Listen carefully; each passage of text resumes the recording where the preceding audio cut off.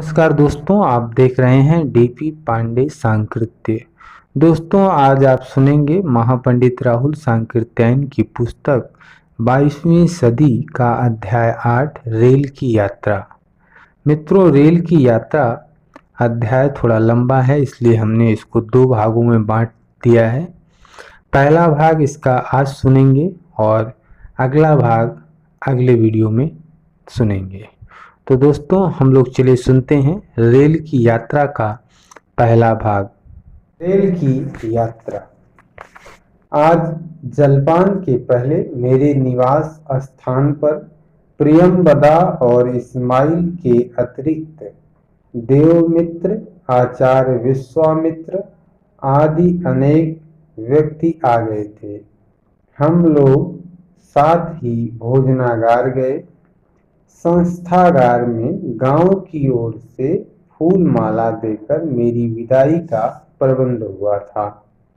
जलपान के बाद हम लोग संस्थागार पहुंचे। वहां सब लोगों की ओर से देवमित्र जी ने मेरे लिए प्रमोदगार प्रकट किए। साथ ही मुझे अष्टधातु के पत्र पर स्वर्णाक्षरों में मुद्रित एक काव्यमय अभिनंदन पत्र दिया गया। कवित्री वही प्रेमवदा थी। मैंने उत्तर में ग्रामवासियों के अकृत्रिम प्रेम के प्रति अपना कृतज्ञता तथा संतोष प्रकट किया। अब सबके अभिवादन और प्रेममयी दृष्टि से आप्लावित हो सेवग्राम से मैं और विश्वामित्र विदा हुए। साथ में हमारी मोटर पर इस्माइल दंपति तथा देवमित्र भी चले। हमारे चलने की सूचना फोन द्वारा मोहनपुर पहुंच गई थी। गांव के 12 ग्रामीण तथा अन्य सभ्य स्त्री पुरुष ने पहले हमारा स्वागत किया और कहा सब ग्रामवासी संस्थागार में प्रतीक्षा कर रहे हैं। हम लोग मोटर से बिना उतरे सीधे संस्थागार में पहुंचे। मकानों की सुंदरता और ढंग बिल्कुल सेवग्राम ही सा था, बल्कि देखने वाले को एक ही ग्राम की भांति हो सकती थी। विश्वामित्र ने बतलाया, स्थान के संकोच, जनसंख्या की कमी बेसी से गांव की लंबाई चौड़ाई में भले ही फर्क पड़ सकता है, किंतु श्रेणियों, सड़कें, संस्थागार आदि सबके नक्शे देश के सभी ग्रामों में एक से होते हैं। जलवायु की विशेषता से भी कुछ आवश्यक परिवर्तन रखा जाता है। मोहनपुर के विषय में मालूम हुआ, यहाँ की जनसंख्या सेवग्राम के ही बराबर है। यहाँ बर्फ बनाने का एक कारखाना है और दूसरा व्यवसाय आसपास के 14-15 फल वाले गांवों के फलों को भिन्न भिन्न जगहों पर चालान करना है। इस पर्वत के फल लंका और बर्मा तक जाते हैं। इतनी दूर तक जाने में कोई भी फर्क न पड़े, इसलिए उनको रखने की गाड़ियों में चारों ओर बर्फ रखी जाती है। फलों को ढोने वाली मोटरों पर फल रखने के लोहे जालीदार बड़े बड़े बर्तन रहते हैं। एक मोटर पर ऐसा एक ही बर्तन रहता है। फूलों के बोझ से नीचे फलों को बचाने के लिए बीच बीच में दूसरी जाली रहती है।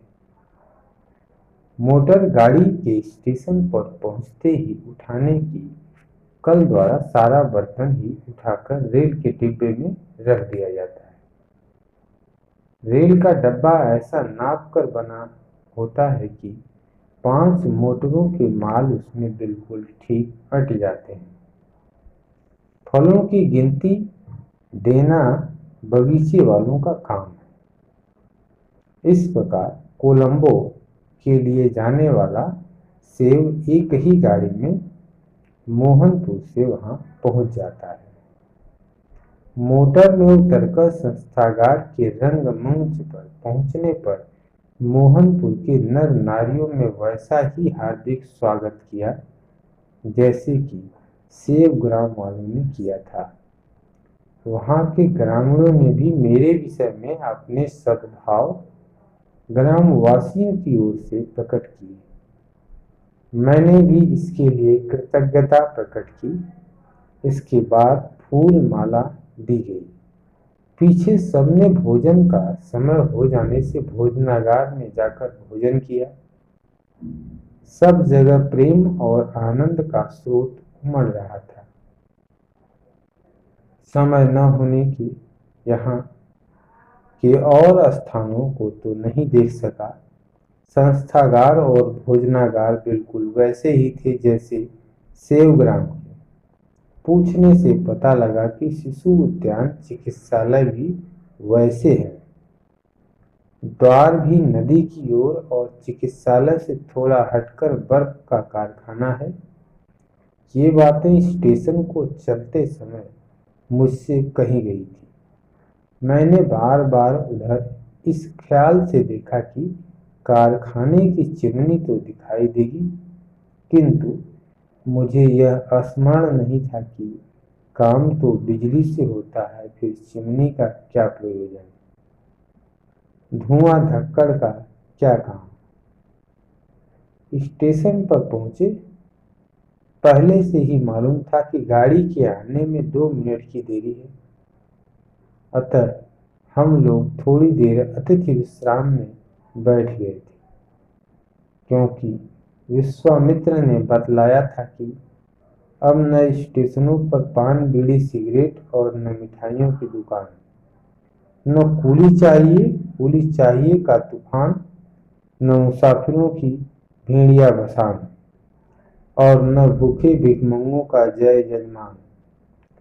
मैंने पूछा, खैर और न सही, किंतु मुसाफिर खानों के बिना तो मुसाफिरों की अवश्य तकलीफ होती होगी।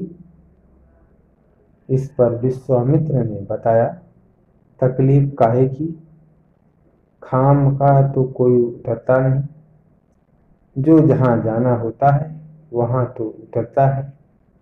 गट्ठर बिस्तर का तो कोई बखेड़ा है ही नहीं।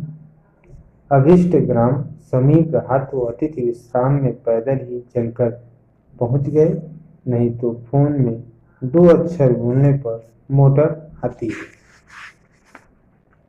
आखिर गाड़ी भी आ गई। आज पूरी 2 शताब्दी बाद रेल की सूरत देखी। लाइन तो बड़ी लाइन सी थी। डब्बे भी बहुत अच्छे सुंदर रंगे हुए थे। नई बात यह मालूम हुई कि इंजन चिन्हाई ही नहीं पड़ता, न धुएं का ठक ठक, न काली माई की रहने का आधा हौदा। इंजन के आगे का आकार हवा के धक्के को कम करने के लिए नोकदार बना है। इंजन को दूसरी पुरानी विशेषताएं नहीं है। यह सब काया पलट बिजली के कारण हुई है। जब कोयला पानी से भाप बनाने की तो आवश्यकता है ही नहीं, बिजली भीतर भरी रहती है, कुछ तो कोष बाहर में लाकर रखा जाता है और कुछ खुद रेल के पहियों से उत्पन्न बिजली के संचय करने से हस्तगत कर लिया जाता है। आजकल दुनिया अस्त्र शस्त्र के तत्वों पर बहस करने में जहां बाल की खाल उतारती है, वहां श्रम एवं वस्तुओं को जरा भी फजूल नहीं जाने देती। मजाल क्या है कि एक टुकड़ा सड़ा गला लोहा, एक जरा सी शीशी का फटा टुकड़ा, एक मामूली चिथड़ा, एक रद्दी कागज की चिट व्यर्थ फेंक दी जाए। सभी चीजें गांव के गोदाम में जमा होती रहती हैं, पीछे वहां से उनके उपयोग करने वाले कारखानों में भेज दी जाती है। हाँ, तो रेल में बाहर से नाम पत्र की बिजली, नाम मात्र की बिजली लेनी पड़ती है और पहियों द्वारा उत्पन्न बिजली से ही पंखा चलाना, गाड़ी चलाना, रोशनी करना, भोजन की गाड़ी में रसोई बनाना, कमरे गर्म करना, नहाने का पानी गर्म करना इत्यादि सब काम होते हैं। स्टेशन पर भी न टिकटों की है फटफट, न पुलिस की फटकार। पुलिस के बारे में मैं तो इतना ही ज्ञात हुआ कि ग्राम सभा के चुनाव के साथ कुछ लोग इस कार्य के लिए चुन लिए जाते हैं। चोरी आदि का तो डर ही नहीं है। ऐसे ही शिक्षित समाज अकारण मारपीट आदि पर उतर नहीं आता। किंतु यदि कुछ हुआ या किसी अपराधी को पकड़ना ले जाना हुआ तो उस वक्त यह काम उन्हीं को करना पड़ता है। वस्तुतः उन्हें पुलिस न कहना चाहिए, उनके लिए प्रयुक्त होने वाला सेवक शब्द ही ठीक है, क्योंकि वे अत्यंत विनीत और सेवा में तत्पर होते हैं। रेलों को में चढ़ने के लिए टिकट की आवश्यकता न होने से टिकट बाबू और टिकट कलेक्टरों की आवश्यकता न रही। सब जगह संदेश तार वाले टेलीफोन या बेतार वाले टेलीफोन द्वारा भेजा जाता है। इसलिए टंक बोले बाबू की काम नहीं। समय पर लाइन साफ रखने तथा और प्रबंध करने के लिए अन्य कर्मचारी होते हैं, किंतु खलासी, फ्रंटमैन और स्टेशन मास्टर सब बराबर ही हैं, बल्कि सब एक दूसरे का काम भी कर सकते हैं। कारोबार के लिए यह कहने की तो आवश्यकता नहीं कि सब कुछ भारतीय भाषा में ही होता है। फलों की चालान का एक केंद्र होने से यहाँ चढ़ाई उतराई तथा ढोने का काम बहुत होता है। इस मशीन युग के यौवन काल में सब काम उन मशीनों द्वारा ही कराए जाते हैं जिनकी नसों में विद्युत का संचार है। मनुष्य तो सिर्फ हुक्म देता है। सवारी गाड़ी के खड़े होने से प्लेटफार्म से कुछ दूर माल गोदाम है, जिसके पास ही पीछे की ओर बर्फ कारखाना है। प्लेटफार्म बहुत सुंदर, चिकना और आसपास फूलों से सज्जित है। स्टेशन मास्टर से भी परिचित हुआ। गाड़ी आते ही हम लोग सवार हुए। न मेरे पास कोई बिस्तरा था, न विश्वामित्र के पास। और भी कितने ही आदमियों को सवार होते देखा, किंतु मानो सबने कुछ न ले चलने की कसम खा ली थी। सब लोगों के पास उतने ही कपड़े थे जो उनके बदन पर न बिछौना, न ओढ़ना, न टैंक, न लोटा, न गिलास, न थाली, न तसला, न हुक्का, न चिलम, न तम्बाकू। सचमुच सलाई, टिकिया, दिया सलाई, चाह गरम, कबाब, रोटी, दांत की मिर्ची, सोडा, वाटर, बर्फ या आदि कोई भी पूर्व परिचित शब्द मेरे कानों में न आए। गाड़ी क्या थी, छोटे छोटे खिड़की जंगलों वाले जगमगाते मकान थे। फर्स्ट, सेकेंड, थर्ड क्लास का पता नहीं, बस एक ही तरह की गाड़ी, एक ही तरह का बिछौना, चाहे उसे फर्स्ट क्लास कहिए या थर्ड। चढ़ने के लिए द्वार दूर दूर पर थे। हम लोग इंजन के पास ही के डब्बे में चढ़ गए। अब गाड़ी में देर न होने से प्रियमवदा, इस्माइल, देवमित्र तथा मोहनपुर के सब जन विदा हुए।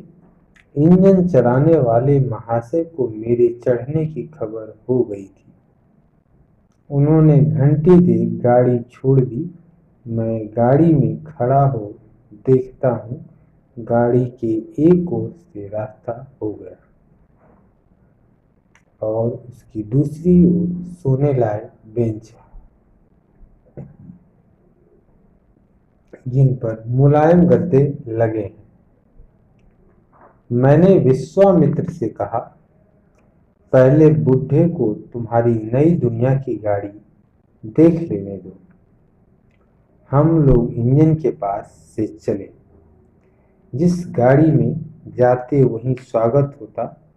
स्त्री पुरुष सब अपनी अपनी बेंचों पर बैठे थे। कोई पुस्तक पढ़ रहा था, कोई आज का ताजा समाचार पत्र। समाचार पत्रों की धूम अब भी कम नहीं, किंतु बैंक और कंपनियों का इश्तिहार नहीं। अफसोस, अब भी जो चाहो सो पूछ लो। त्रिकालदर्शी आईना असली मुमीरा, फायदा न करे तो काम दाम वापस। घर बैठे 1000 रुपया महीना कमा लो। मुफ्त मुफ्त मुफ्त इत्यादि शब्दावलियों का पता नहीं। अखबार वालों की बड़ी बड़ी व्यर्थ की सुर्खियां भी नहीं। खास संवाददाता अथवा रूटन द्वारा का पता है। महत्वपूर्ण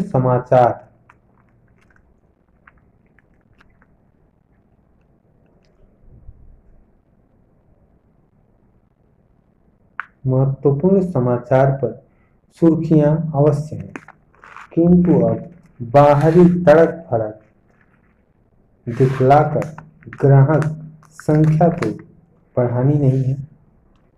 पत्रों के कलेवर भी भारी ओढ़ने पहनने लायक नहीं। विचारणीय विषय पर मासिक पत्र में आते हैं। दैनिक पत्र केवल संसार के दैनिक समाचार का संक्षेप में संग्रह करते हैं। यह प्रत्येक प्रांत में कुछ मुख्य स्थान से ऐसे उसी के नाम से निकलते हैं। शायद यह कहने की आवश्यकता न होगी कि वह आवश्यकता के अनुसार स्थान स्थान पर उतनी संख्या में भेजे जाते हैं, जिसमें कि प्रत्येक नर नारी उन्हें आसानी से पढ़ सके। काम हो जाने पर कागज के कारखानों में जाकर ये पुराने अखबार सादे कागज बन फिर दूसरी बार अपने कलेवर को काला कराने को तैयार हो जाते हैं। मासिक पत्र बड़ी तड़क भड़क से चित्रों से सुसज्जित होते हैं। फोटोग्राफी का भी अब यौवन है। इतनी ही नहीं, इससे आकृति के साथ जैसे का तैसा रंग उतरता है, बल्कि अब चित्र भी 1 सेकंड में बेतार के तार द्वारा पृथ्वी के दूसरे छोर पर ज्यों का त्यों उतरकर समाचार पत्रों में आ जाते हैं। मैं जिस दिन सेवग्राम के बाग में आया, उसी दिन मेरा चित्र संसार के समाचार पत्रों में मुद्रित हो गया। प्रत्येक साइंस के पृथक पृथक मानसिक पत्र निकलते हैं। हम लोग अब रेलगाड़ी की पुस्तकालय में पहुंच गए थे। यहाँ पत्रों और पत्रिकाओं का ढेर लगा हुआ था। अद्यपि 2-3 अलमारियां पुस्तकों की भी थीं, किंतु पत्र पत्रिकाएं ही अधिक। ज्योतिष, गणित, अध्यात्म, इतिहास, भाषा विज्ञान, मनोविज्ञान, दर्शन, साहित्य, विद्युत, कृषि, आयुर्वेद, वनस्पति, प्राणी आदि साइंसों के पृथ्वी के भिन्न भिन्न छोर से निकलने वाली पत्रिकाएं वहां मौजूद थीं। नर नारी कहीं किसी दार्शनिक तत्व पर आलोचना कर रहे थे, कहीं नवीन समाचार को लेकर आनंद या शोक प्रकट कर रहे थे, कहीं साहित्य सिंधु में गोते लगा रहे थे, तो कहीं उपन्यास ही पढ़ सुन रहे थे, और कहीं संगीत मंडली जमी हुई थी। पुस्तकालय की गाड़ी के बाद भोजनालय यात्रियों को घर की तरह यहाँ बना बनाया भोजन मिलता है। भोजन का समय यात्रा में भी वही है।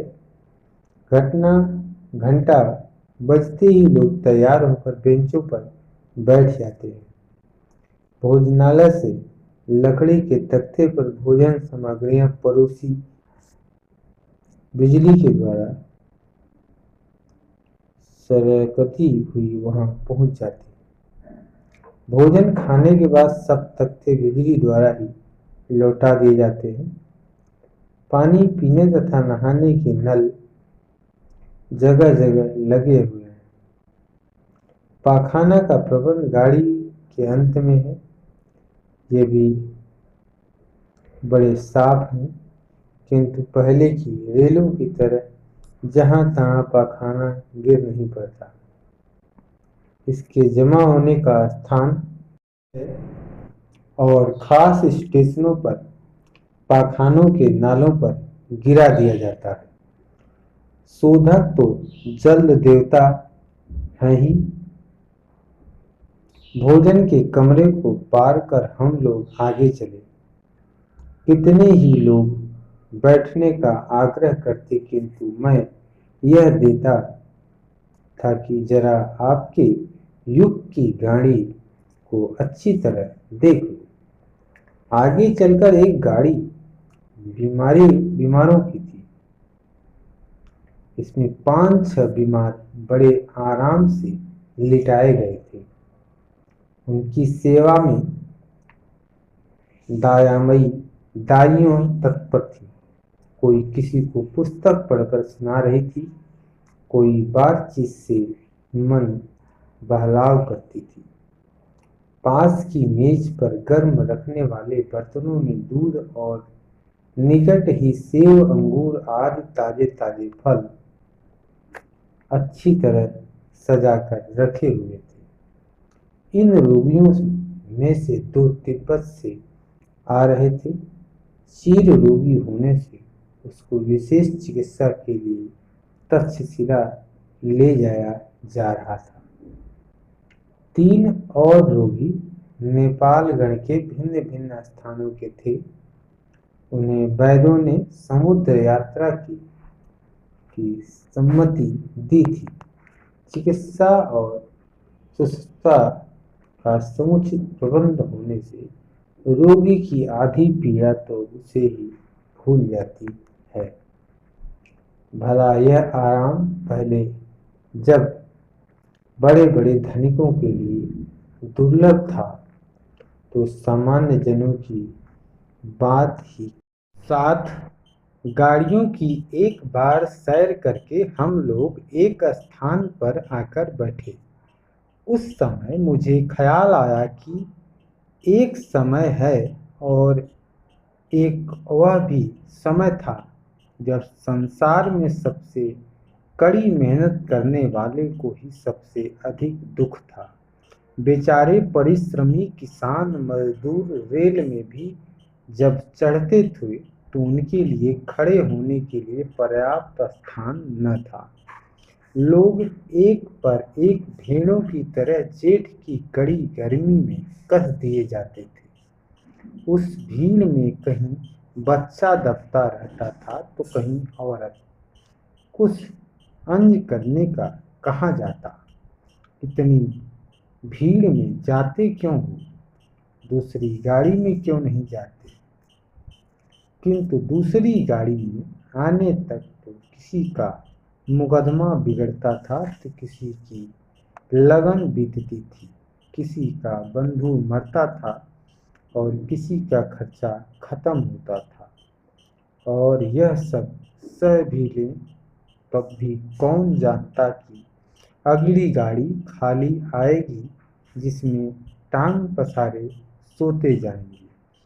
यह बैठने सोने का आराम, यह पढ़ने लिखने की सुविधा, यह खाने पीने की बेफिक्री पहले कहाँ नसीब थी। पैसे वालों की पॉकेट भी तो चलते चलते गायब हो जाती थी। हमारे पास ही एक मध्यम वयस्क महिला बैठी हुई थी। पूछने पर पता लगा कि आप आंध्र विश्वविद्यालय की आचार्या हैं। आज 6 मास के बाद एक बड़ी यात्रा में लौटी जा रही हैं। आपकी यात्रा समुद्र, आकाश, पृथ्वी तीनों द्वारा हुई है। आप मद्रास से जहाज में सवार हुई, वहां से लंका में 2-4 दिन प्रसिद्ध प्रसिद्ध स्थानों को देखती हुई जावा और बाली द्वीपों को गई, फिर ऑस्ट्रेलिया। मैंने उनसे पूछा, ऑस्ट्रेलिया में क्या केवल गोरे लोग बसते हैं? उन्होंने कहा, जब केवल गोरे या काले या पीले या लाल नहीं बसते, सभी जगह सब रंग के लोग बसते हैं। मुझे आपका परिचय है। मैंने लौसा में आपका चित्र और वृत्तांत पढ़ा था। आप 20वीं शताब्दी की बात करते हैं। उस समय भारत में ऊंच नीच भावों से भरी नाना जातियां थीं। वैसे ही दूसरों देशों में भी स्वार्थपूर्ण वर्ण भेद, वर्ग भेद थे। अब उसका कहाँ पता? हमारे आंध्र प्रांत, तमिल प्रांत तथा केरल प्रांत में यदि पहले की बात स्मरण करके पूछें, क्या अब भी तुम्हारे यहाँ परियां हैं? अब भी तुम्हारे यहाँ थिया हैं? अब भी वह अय्यर और नंबूदिरीपाद हैं? थियों की छाया से अपवित्र हो जाते थे। मैं तो क्या, आपके कहने का मतलब यह तो नहीं कि अब यह बातें बिल्कुल नष्ट हो गईं?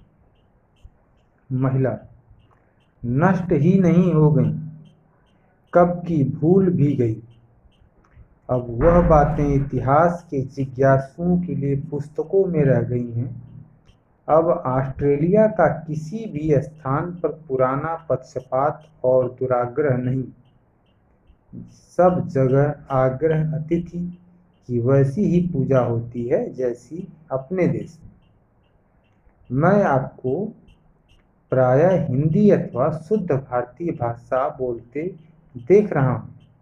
आपके देश में इकड़े तिकड़े वाली बोली इधर वालों के लिए कोई अर्थ ही नहीं रखती। आपने यह भाषा कब और कहाँ सीखी? महिला कहती है, प्रत्येक भारतीय की भारती तो मातृभाषा है। मेरी यह मातृभाषा ही है। मैंने कहा, तब क्या आंध्र वालों की तेलुगु मातृभाषा नहीं? महिला कहती है, नहीं, यह नहीं कर सकती हूँ। तेलुगु भी लोग जानते हैं। बहुत दिनों तक, अर्थात 2066 ईस्वी तक उनका आग्रह था कि हमें तेलुगु को मातृभाषा तथा सर्वव्यवहारोपयोगी बनाए रखना चाहिए, किंतु सारे भारत की उपयोगी राष्ट्रीय भाषा होने से भारती तो पढ़नी ही पड़ती थी, नहीं तो मनुष्य को कूप मंडूक बन जाना पड़ता। लोगों ने इस दोहरे परिश्रम के लिए सबका बहुत सा समय बर्बाद करना उचित न समझा। उधर जब सार्वभौम गण होने से पूर्व ही एशिया वालों ने एक राष्ट्र बनाकर सार्वभौम को अपनी अंतर्राष्ट्रीय भाषा बनाई, तो लोगों पर और प्रभाव पड़ा। अब भारती के साथ सार्वभौमी का भी जानना प्रत्येक नागरिक को अनिवार्य हो गया है। इसलिए भारती ही मातृभाषा हो गई। यह केवल वहीं तमिलनाडु, केरल, कर्नाटक में भी। मैंने कहा, तो क्या आपने अपनी प्राचीन मातृभाषाओं की चिताओं पर भारती का महल उठाया है? महिला कहती है, भाषा तो अस्थिर होती है। कौन भाषा है जो 200 वर्ष तक एक रूप में रह गई? हमारे पड़ोस में ही तमिलनाडु है। वहाँ 8-10 शताब्दियों से भी पूर्व जो भाषा थी वह आपकी 20वीं शताब्दी की तमिल से पृथक सतमिल कही जाती थी। इस समय के लोगों के बिना पूरा श्रम और समय लगाए उसका समझना असंभव था। मैंने कहा, तो आपकी राय में भाषा और उसके साहित्य की रक्षा का प्रयत्न ही निरर्थक है? महिला कहती हैं, नहीं, मैं यह नहीं कहती। भाषा की तो यथावसर रक्षा होनी चाहिए। भविष्य को तो अक्षुण्ण रखना चाहिए, किंतु केवल भाषा की रक्षा के लिए मनुष्य जाति की एकता का बलिदान नहीं किया जा सकता। उसकी रक्षा का काम जाति के कुछ आदमी कर सकते हैं, जिनकी भाषा, विज्ञान, इतिहास अथवा विशेष साहित्य की ओर स्वाभाविक रुचि हो। यह भार उनके ऊपर निश्चिततापूर्वक छोड़ देना चाहिए।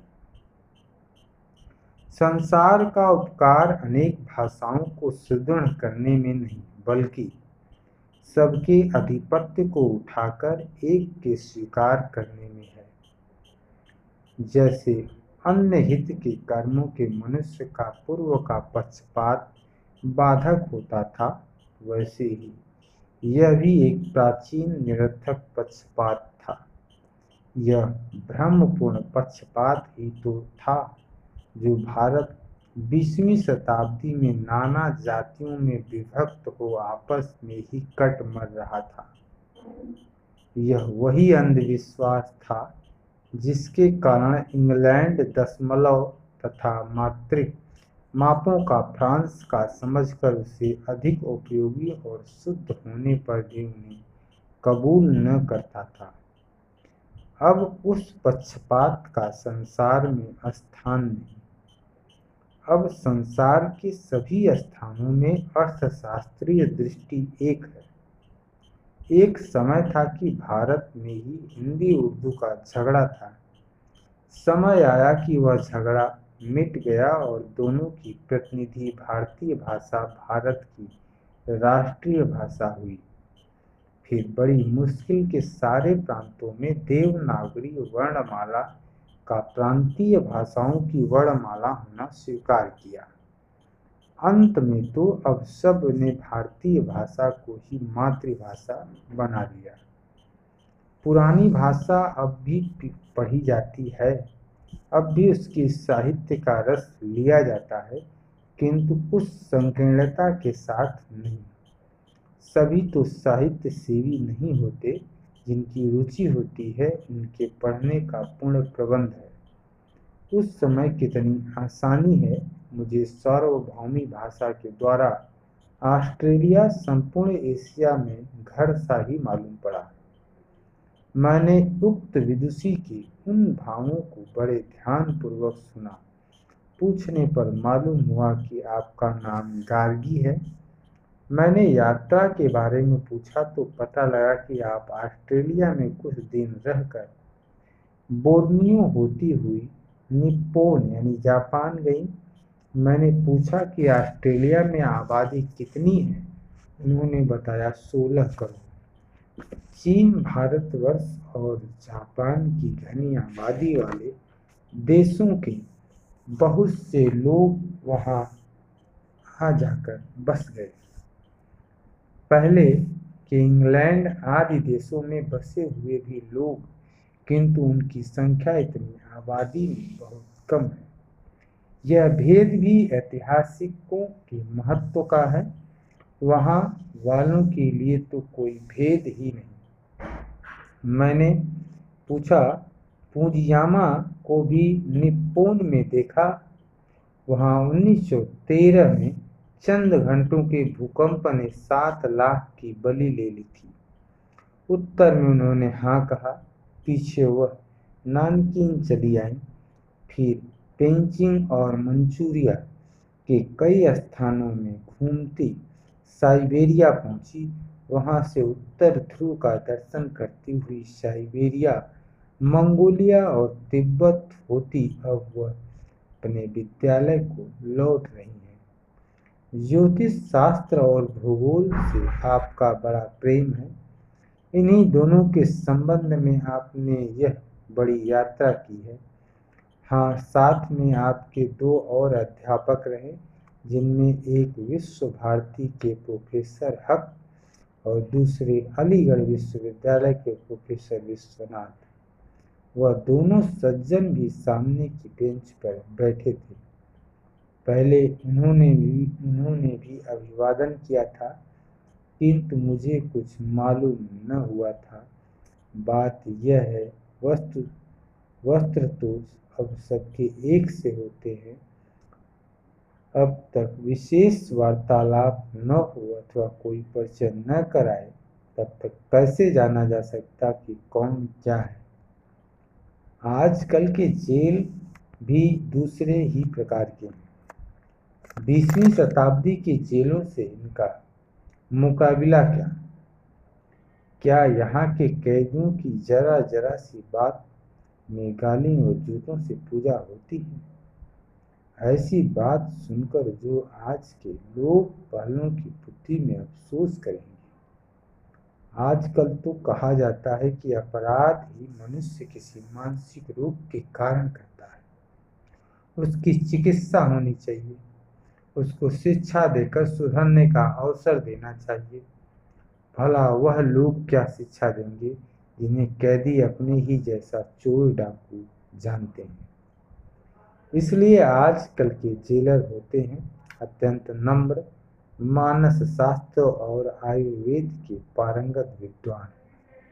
कितने ही अपराधियों के लिए शल्य चिकित्सा की भी आवश्यकता पड़ जाती है। रोगी को जिस प्रकार सावधानी और शांति से रखा जाता है, वैसे ही अपराधी को दंड केवल उतना ही समझिए कि उसकी पूर्ववत स्वच्छंदता नहीं रहती।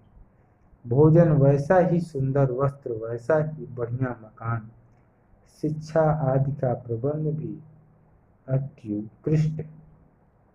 वहाँ ऐसे शिक्षक जेलर की शिक्षा में रहकर वह सुधर जाता है, पीछे फिर अपने कार्य पर जाता है। जैसे आजकल रोगियों की संख्या अत्यंत अल्प है, अपराधियों की संख्या तो उससे भी अल्प है। बात यह है कि धनी गरीब तो कोई है ही नहीं। जो वस्तु भोजन वस्त्र और गृह सामग्री एक के पास है, वही दूसरे के पास भी है।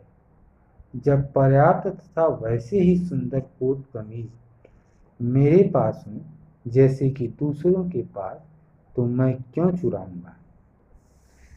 पेट भर खाने के लिए सभी स्वादिष्ट पदार्थ मुझे मेरी स्त्री, मेरी लड़की और मेरे लड़कों को बिना चोरी या दगाबाजी से मिलते हैं, तो मैं वैसा क्यों करने जाऊंगा?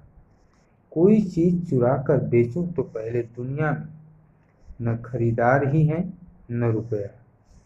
रुपया लेकर भी क्या करना बुढ़ापे के लिए?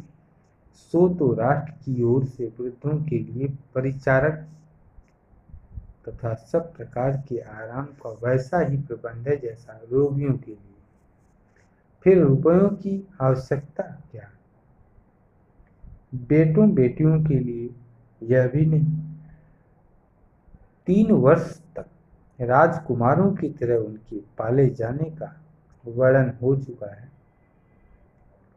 3 से 20 वर्ष तक भी उसी प्रकार के आराम के साथ उत्तम से उत्तम शिक्षा घोषित होने का प्रबंध राष्ट्र की ओर से है। शिक्षा समाप्त के बाद योग्य विदुषी कन्या से इच्छानुसार ब्याह बिना बारात जेवर दहेज आदि की झगड़ों के हो जाता है। तब रुपए से मतलब? इस प्रकार चोरी तो आजकल के शासन में असंभव है। जमींदारी, काश्तकारी, माल मिल्कियत किसी की है ही नहीं, सभी राष्ट्रीय संपत्ति है। फिर दीवानी अदालतों का खात्मा ही है। साथ ही जमीन की दखल बेदखल आदि के झगड़े, मारपीट, खून खराबी का होना भी बंद है।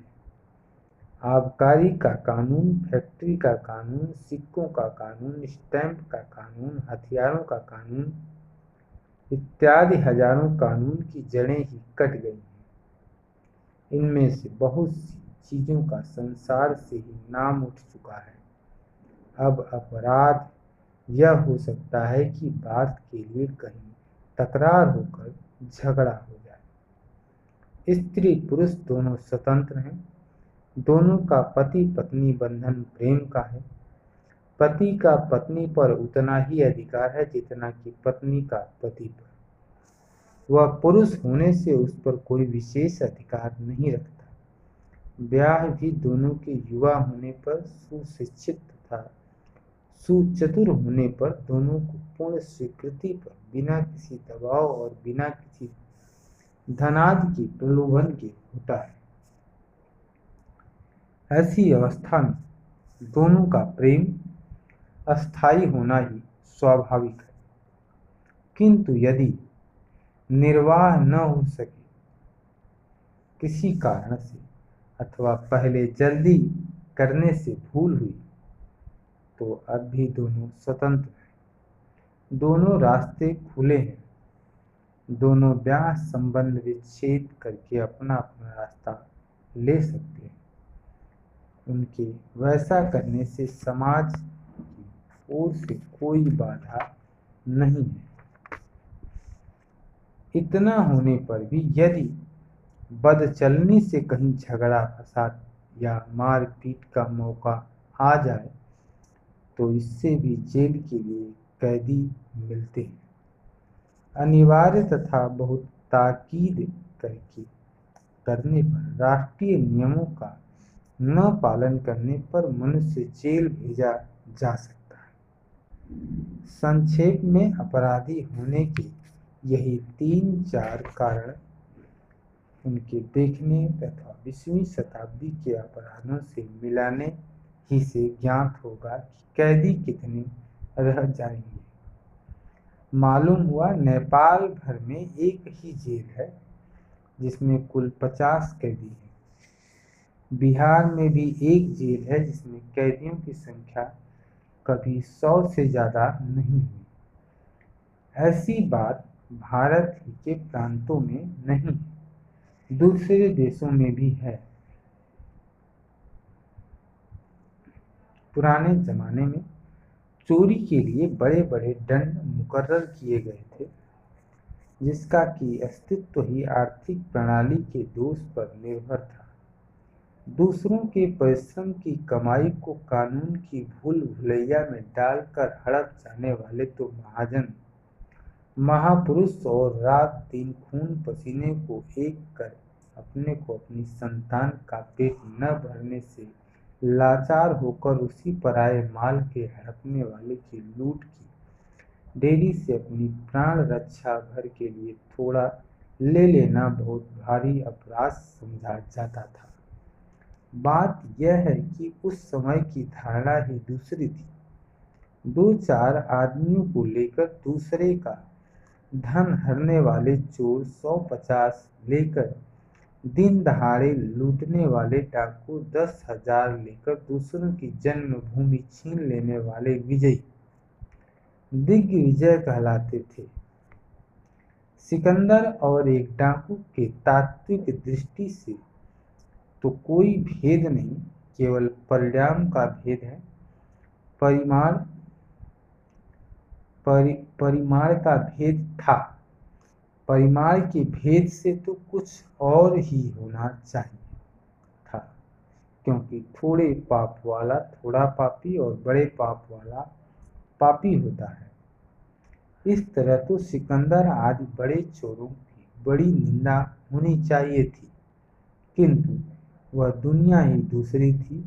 चोर कौन कहे, उल्टे लोग उन्हें प्रतापी, महाप्रतापी, दिग्विजय, विश्वविजयी कहने लगे। सारांश यह कि उस समय के अनेक अपराध कृत्रिम तथा बलात्कार से कराए जाते